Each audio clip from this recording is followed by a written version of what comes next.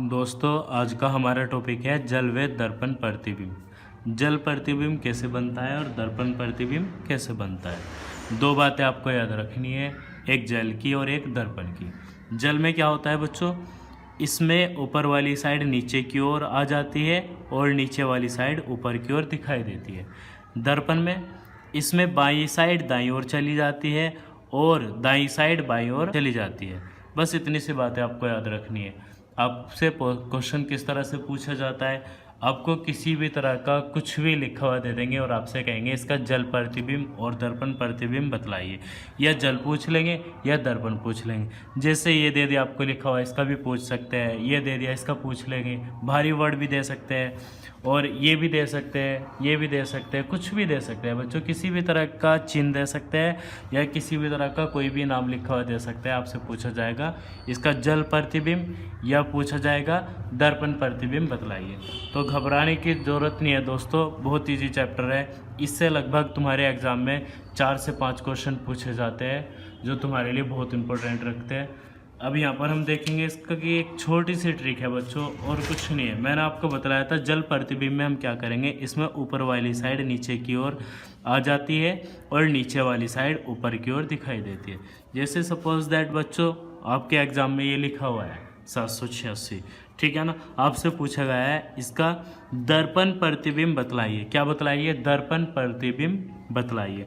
तो कुछ नहीं करना है, आपको एक ऐसा रफ कागज़ दिया जाता है इस तरह का, ठीक है ना। और अगर ऑनलाइन हो रहा है तो इस तरह का रफ कागज़ दिया जाता है, ऑफलाइन हो रहा है तो पेपर की साइड में ऐसा ऐसे लगा रहता है ये कागज़, ठीक है ना। अब पूछा क्या है, दर्पण प्रतिबिंब बतलाना है। दर्पण प्रतिबिंब में हमने क्या पढ़ा था बच्चों, इसमें बाईं साइड दाईं ओर चली जाती है और दाईं साइड बाईं ओर चली जाती है, ठीक है ना। हम क्या करेंगे, उस कागज़ पर जो चीज़ को हमसे पूछा गया है उस चीज़ को हम लिख लेंगे। थोड़ा डार्क करके लिखना है, थोड़ा डार्क टाइट लिखना है, ठीक है ना। इस तरीके से हम इसको लिख देंगे। और उसके बाद बच्चों हमें क्या करना है, मैंने आपको बतलाया था बाईं साइड दाईं ओर और दाईं साइड बाईं ओर। तो हम कागज़ को इस तरह से मोड़ देंगे। किस तरह से मोड़ देंगे? इस तरह से, ठीक है ना। ये हमारा मुड़ गया है। अब यहाँ पर देखो ये कुछ किस तरह, ये किस तरह से बन रहा है, ऐसे बन रहा है ना, ऐसे बन रहा है, ऐसे बन रहा है ये हमारा। अब दर्पण प्रतिबिंब हमारा ऐसे बनेगा। ऑप्शन में अगर ऐसा आपको दिखाई दे रहा है तो वही हमारा आंसर है, ठीक है ना। ये हमारा दर्पण प्रतिबिंब था। अब बच्चे सोच रहे होंगे सर वहाँ पे तो मार्कर नहीं ले जा सकते हैं ना, जेल का पेन ले जा सकते हैं, तो हम कैसे करेंगे। बच्चों ये वीडियो बना रहा हूँ मैं, कैमरा जो होता है इतना मेगापिक्सल नहीं होता है जितनी हमारी आंखें होती है। वहाँ पर हम पेन से भी काम चला सकते हैं। हम पेन से डार्क करके लिखेंगे तो हमें अपनी आंखों से क्लियर दिखाई देगा। ये वीडियो में ना दिखाई देता है, इसलिए मैं मार्कर का यूज़ कर आपको समझाने के लिए कर रहा हूँ, ठीक है ना। अब बात आती है बच्चों दर्पण जल प्रतिबिंब में। जैसे जल प्रतिबिंब में बच्चों मैंने आपसे कहा TM और A, मैंने ये वर्ड बना दिया TMA। मैंने आपसे पूछा जल प्रतिबिंब कैसे बनेगा, इसका जल प्रतिबिंब कैसे बनेगा। मैंने आपको बताया ऐसे तुम्हें लिखा हुआ मिलेगा, हम उसे थोड़ा सा डार्क कर देंगे। चाहे उसी जगह पर कर सकते हैं जहाँ पर लिखा हुआ है ना, उसी जगह पर भी हम कर सकते हैं। करने के बाद हमें क्या करना है, चाहे ऊपर से नीचे को मोड़ दो, चाहे नीचे से ऊपर को मोड़ दो, इस तरह से, ठीक है ना। ऊपर से नीचे को भी मोड़ सकते हैं, नीचे से ऊपर को भी, दोनों के आंसर सेम आएंगे। अब ये हमने मोड़ दिया। इसे मोड़ने के बाद बच्चों हमें दिखाई दे रहा है T कुछ इस तरह से दिखाई दे रहा है हमें, और M हमें इस तरह से दिखाई दे रहा है, और A हमें इस तरह से दिखाई दे रहा है। अब ये हमारे ऑप्शन में हमें ये मैच करना है, ये कहाँ पर लिख रहा है।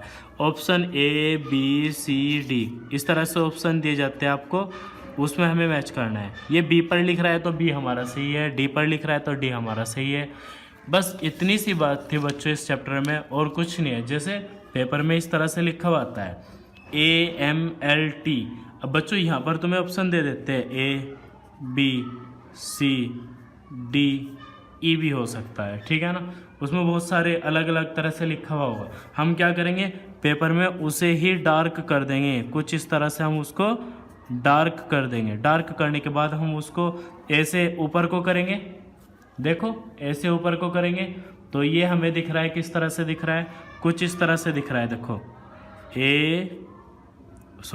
M L और ये T इस तरह से दिख रहा है, इस तरह से दिख रहा है। देखो A M, ये हमारा L और ये हमारा T।